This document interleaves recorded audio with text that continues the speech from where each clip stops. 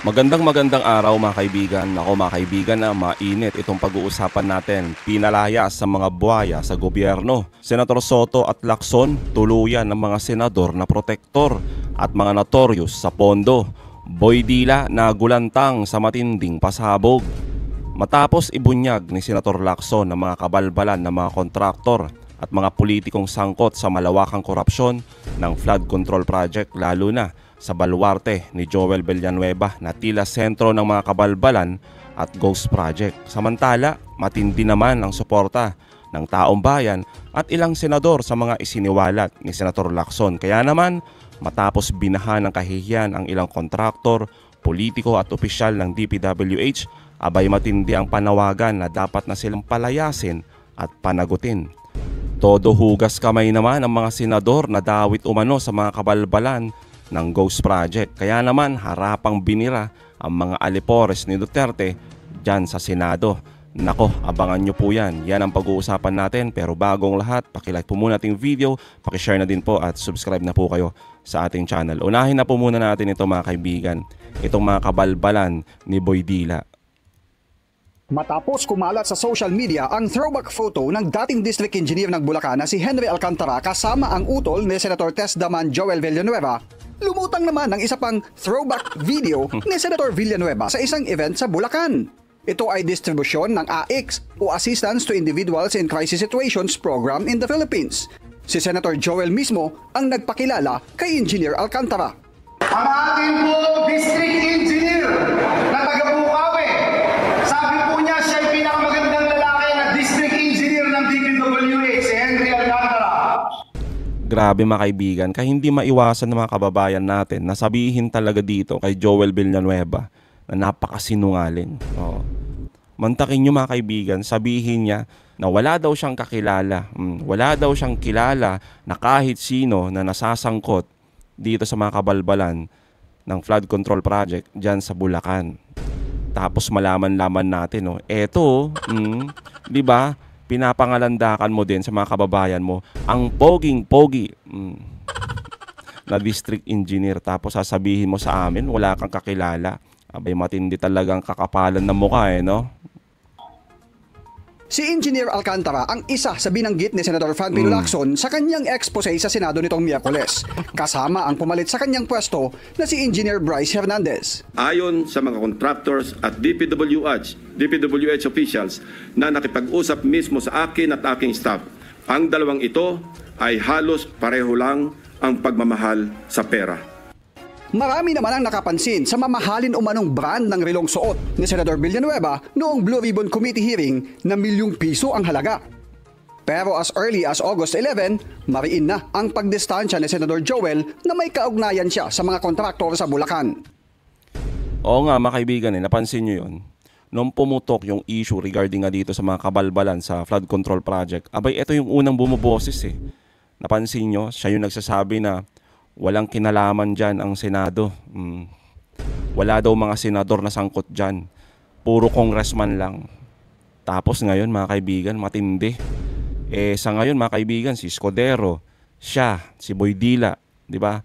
At yung dakilang alalay ni Duterte.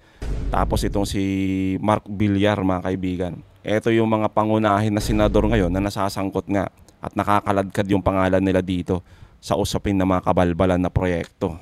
Iminungkahi pa niya sa Senate Blue Ribbon Committee ang pagpataw ng parusang kamatayan sa mga sangkot sa maanumalyang flood control projects. Aba, hindi lang dapat kontraktor. Lahat ng sangkot dyan. Pati senador, pati congressman, pati mga opisyal sa DPWH. Lahat-lahat, di ba? Ang mahirap kasi dito mga kaibigan sa pinagsasabi ngayon ni Villanueva, hugas kamay Tapos, ididiin lang yung mga kontraktor. Tapos ngayon mga kaibigan, nagsimula na yung pag-iimbestiga patungkol nga dito sa mga flood control project at mga kabalbalan ng mga kontraktor at DPWH. Sinasabi ng mga kababayan natin na dapat magkaroon ng ibang investigative body na or third party na mag-iimbestiga patungkol dito. Kasi nga kung kasama lang din naman itong mga senador na to at mga congressman, baka walang mangyari at magtatakipan lang. Ang sabi naman po ni Senator Soto, okay lang na kasama yung mga yan. Kasi mahalata natin at kitang-kita ng taong bayan kung sino nga ba yung mga protector at talagang guilty. Yung feeling guilty mga kaibigan, tulad na lamang sa impeachment ni Sara mga kaibigan, 'di ba? Kitang-kita natin kung sino yung mga senador na talagang maka-Duterte. Kaya naman mga kaibigan, narito ang matinding birada ni Senator Lacson at Senator Soto patungkol nga dito sa mga kabalbalan ng mga kapwa nila senador, mga congressman, mga kontraktor at mga kabalbalan din dyan sa ahensya ng DPWH. Narito mga kaibigan. Kung ang mag-iimbestiga ay involved himself, kitang-kita. Mararamdaman ng tao yan. Mararamdaman yan. Kaya nga yung mga feeling guilty. Mararamdaman ng tao yan. Pati ng mga... Dating namin, kaming mga nandoon, merong ilang sa amin na bagong sampay. Mararamdaman namin. Dapat naman. Ganun din sa House. Ganun din sa House. Dapat mararamdaman nila. So okay lang ding ituloy yung investigasyon nila. Kasi ano mo yan, ika nga masyadong agrabyado yung mga kababayan natin. At hindi lang dahil sa nagamit yung budget nila ng tagilid. Hindi nasira yung mga farm to market roads nila, nasira yung mga tulong sa mga magsasaka, nasira. Ang tindi ng korupsyon na pabarya-barya kinikita nila, pagkatapos makikita nila bilyon-bilyon na pinaglalaroan nitong mga politiko. Magwawala yung mga yun. Totoo naman, di ba mga kaibigan, yung sinasabi dito ni Senator Tito Soto, nakakagalit. Talagang magwawala ang taong bayan dahil nga dito sa mga pinaggagawa ng mga politiko natin. Lalong-lalo na yung mga senador na inaasahan sana natin, di ba? Na sila yung magtatanggol sa atin. Pero malalaman natin mga kaibigan, kung hindi sila protektor ng iisang pamilya, abay eto mga kaibigan, protektor ng mga kabalbalan. Tapos sasabihin lang sa atin, wala silang kinalaman. Ang kakapal mga kaibigan. So siguro naman sa amin, sa mga senador, sa mga congressman, hindi lahat yan alam yung nangyari. O ngayon na may nakakaalam ng mga pangyayari, ilabas natin. Una, para mapigil. Pangalawa, para hindi na maulit. Pangatlo, para panagutin ang mga may kasalanan at may mga ginawa. Kasi ang tanong dyan, sino naglagay? Si contractor nakakuha ng ganitong kalaking project. Paano basta makakakuha ng ganong kalaking project yan? May kausap yan na naglagay sa budget. Na naglagay sa GAA. Di ba? O sa GAB. O, yun ang sunod na tumbok dyan. Parang ginagawa ni Senator Lacson, inumpisahan niya muna yung ano yung mga validated. Alam ko kasi na mayroon pa siyang papuntang Visayas at Mindanao. Papunta siya doon. At yung mga yung kasi hindi pa validated. Itong mga binulgar niya, validated na. Right? At saka makikita mo na sino yung mga politikong nasa likod niyan. Nako, papunta na si Senator Lacson sa Visayas, sa Mindanao. Abay, manginginig-nginig na rin yung itlog dito ni Boy Alalay, no, mga kaibigan, no? Kasi nga mga kaibigan, yung mga taga-suporta ni Escudero at ni Villanueva, abay nag-iingay. Sinasabi kasi na pinag-iinitan daw sila. Kasi nga daw yung naging suporta nila kay Sara Duterte. Mahiya-hiya naman po kayo. Meron na nga ipinakitang ebidensya ni Senator Lacson, tapos sasabihin nyo pa, pinupolitika pa rin yung mga idol ninyo. Mahiya naman po kayo. Pagdating ng ibang region, pati nung region pababa, kasi na-concentrate masyado sa Region 3, di ba? Pero ito mga flood control, lalo na yung ghost, madaling hanapin yan. Bakit? Sino nag-insert? Ay, ibig sabihin, sino nag-insert? Sino naglagay? Hindi na kailangan patunayan na naglagay yung contractor sa kanya. Hindi na kailangan. The mere fact na ipinasok mo yung isang ghost project, ay sabit ka. Usually kasi, inaamin naman nila eh. Sinasabi naman natin, nakakarating sa amin eh. Easily, mga 20% to 40% yung politiko eh, na nagpasok mo eh. Yun ang ino-offer ng mga kontraktor eh. Sana itong mga kontratista medyo matauhan eh. Tama mga kaibigan, sana nga matauhan itong mga kontratista. Kasi nga tulad na lamang na sinasabi ni Villanueva, kayo daw yung mauunang ibitayin, no? Gusto nyo ba yun? Nako, dapat bumaliktad na kayo. Damay-damay na kumbaga, di ba mga kaibigan? Kung kayo lang naman yung madidiin dito, abay magaling naman siguro kayong kumanta, no? ikanta nyo na kung sino yung mga kasabwat ninyo dyan sa DPWH, lalong-lalo na itong mga politiko natin, mga congressman at mga senador. Nakitang-kita naman ngayon na naguhugas kamay. Tapos gusto nyo ba yon? Kayo mga kontraktor lang, uunahin daw na bitayan. Aba, matindi, no? Yung isang kontratista na-interview ng Bilyonaryo.com, Diskaya. hindi ba nagyayabang siya? Ay kami, gutom kami nung araw. Ay ngayon, nakakaangat na kami. Gano'n ang kayaman kayo? Ang sagot kapareho ng titulo nyo. Bilyonaryo. Nakakalula yun dahil paano mo, ang galing ko sa kotse pero di naman ako aabot sa ganun. Pero matindi talaga. Matindi kasi pag tinignan mo yung listahan ng mga construction, pati mga flood controls projects na involved yung grupo na yon, ang dami. Ganon din yung grupo ng elite nila Diskaya at saka yung St. Matthew, Alpha Omega. Ganon din. Ang laki ng mga na-corner nila. Tapos biglang yaman. Sa ilang percent daw, sabi ni Senator Lacson na nakukuha, 8 to 10% na dapat ang income ng mga contractors. Di ba? Supposed to be. Yun yung margin. Di ba? Pero paano umabot ng ganun katinding mga bilyonaryo yan kung tinagawa na tama yung mga proyekto? Pero kung gross project na, talagang makikita natin. Totoo naman, di ba mga kaibigan, yung sinasabi dito ni Senator Tito Soto, nakakapagtaka talaga. Talagang mapapakamot ulo ko kung bakit umabot sa ganitong level ng karangyaan at yaman, pagiging bilyonaryo itong mga kontraktor na to. Kung tutuusin mga kaibigan, yes, meron silang kikitain dyan, yung mga kontraktor na to. Pero hindi yung ganitong level mga kaibigan na talagang bilyonaryo. Kaya naman yung iba mga kaibigan, di ba? Yung ibang mga politiko ay nagpo-put up ng ganyang business para kontrolado na nila. Pero yung iba naman tulad nito si Diskaya, siguro nakita niya na talaga yung talagang kapangyarihan at karangyaan dito sa pagiging kontraktor. Abay, eto tumakbo siya, di ba mga kaibigan, sa pagiging mayor. Para lalo pang mapalakas yung impluwensya nila at lalong maging malakas pa yung business nila. Kuno. Pagiging kontraktor, di ba? Kaya naman mga kaibigan, ano nga ba yung dahilan kung bakit naging ganito na yung kalakaran at katindi ng korupsyon pagdating nga dito sa mga flood control project? Narito mga kaibigan.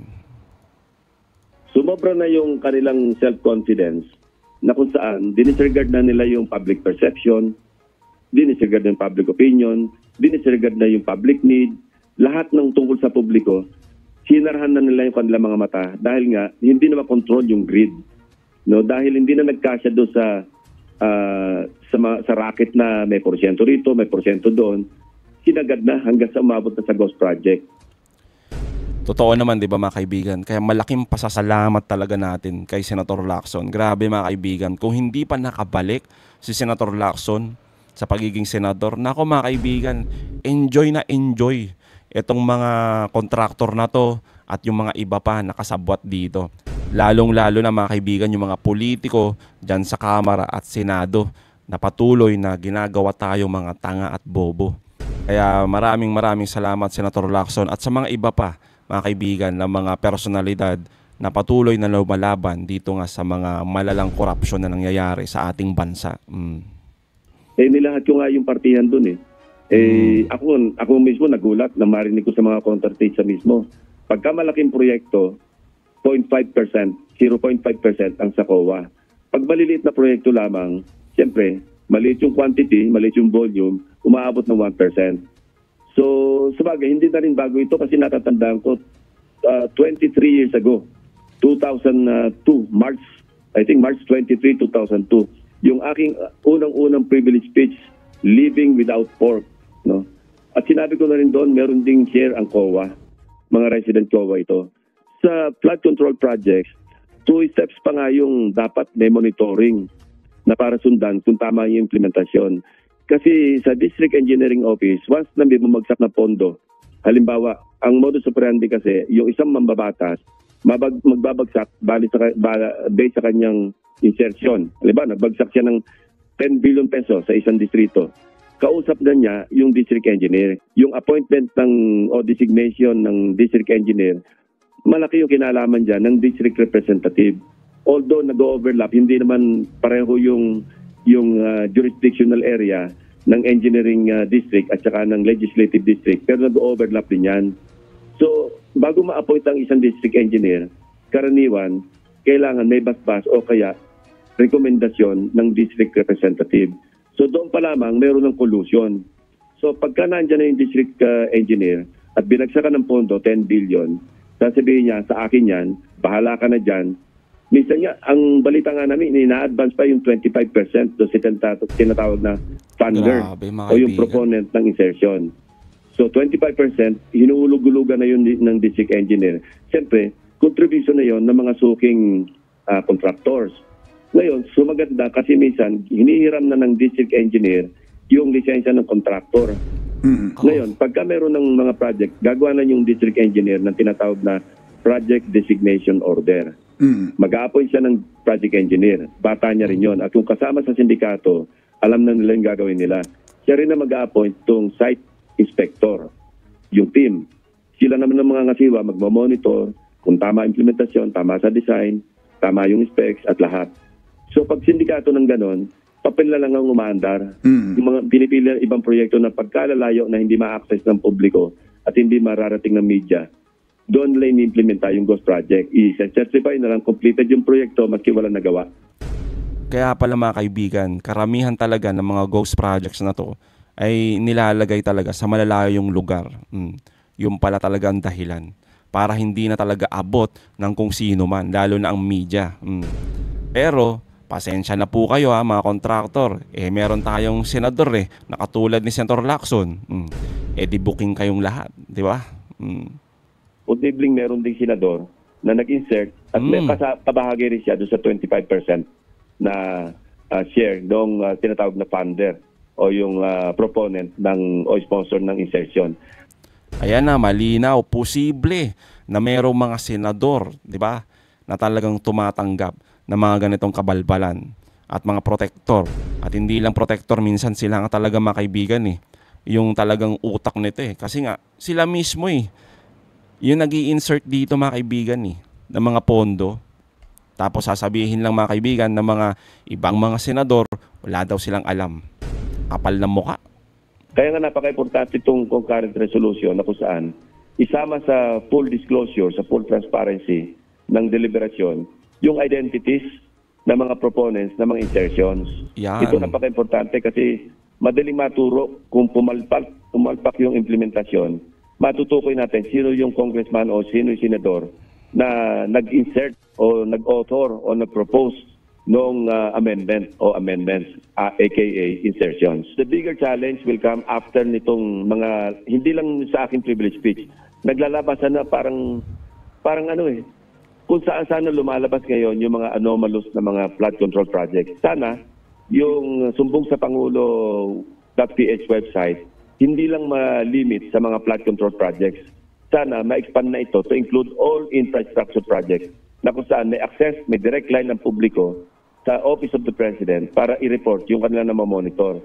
Napakalaking tulong sa amin ito, sa aking mga staff, kasi yung grid coordinates eksakto, hindi pwede maikaila na hindi dito yung ghost project, hindi pwede maikaila na dito yung anomalous na proyekto. Ang dulo nito, sana, we are all hoping na sana merong managot.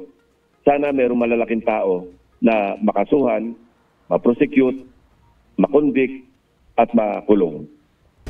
Sana talaga mga kaibigan may managot dito. Hindi lang yung mga obvious na, di ba, na mga kontraktor, mga opisyal ng DPWH. Sana meron ding mga politiko talaga mga kaibigan. Yung talagang sobrang kapal na mukha nila na harap-harapan tayong ginagawang tanga at bobo. Pero talaga naman na meron silang kinalaman dyan. Pero hugas kamay. Sana makakita tayo again mga kaibigan ng tulad nung panahon ni dating Presidente Aquino na merong mga senador na nakulong dahil sa mga kabalbalan nila. At sana mga kaibigan, hindi gawing rason to na pamumuliti ka lang. Tulad ng nangyari, mga kaibigan, noong nakaraan, di ba? Nakulong itong mga senador na to. Pero dahil nga may bagong administrasyon, ayun, nakalaya. Tapos, eto na.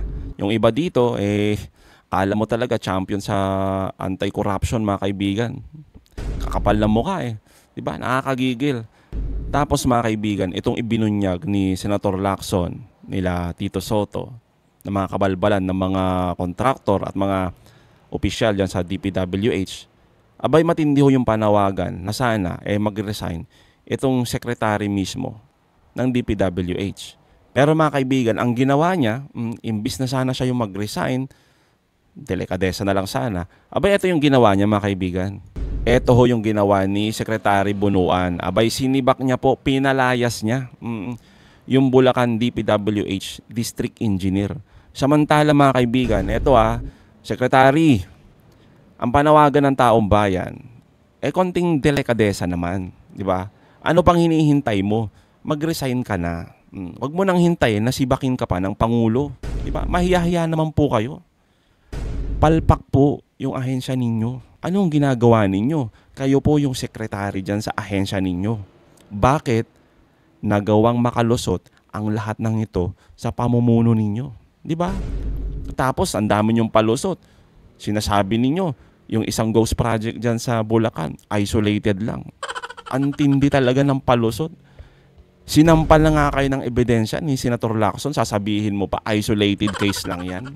Kaya naman sir, kung meron ka pa natitirang kahihiyan dyan sa sarili mo, abay mag-resign ka na.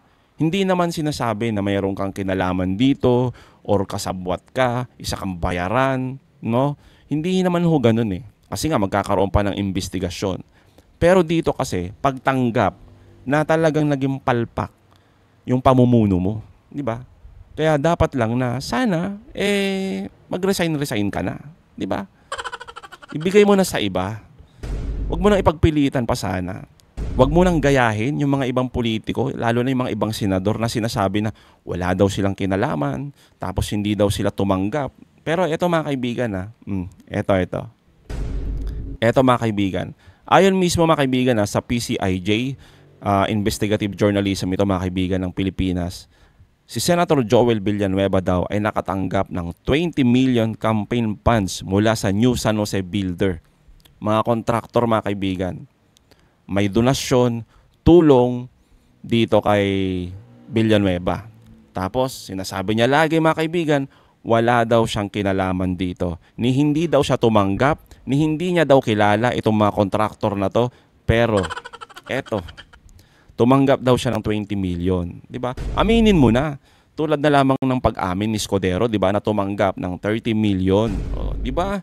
Kaya nga sinasabi mga kaibigan ng Senator Lacson, Bulacan, baluarte ni Villanueva, may sindikato umano ng mga contractors kaugnay sa flood control projects. At totoo naman mga kaibigan, di ba? Sana lang talaga mga kaibigan, merong makulong at managot dito sa mga kabalbalan nito.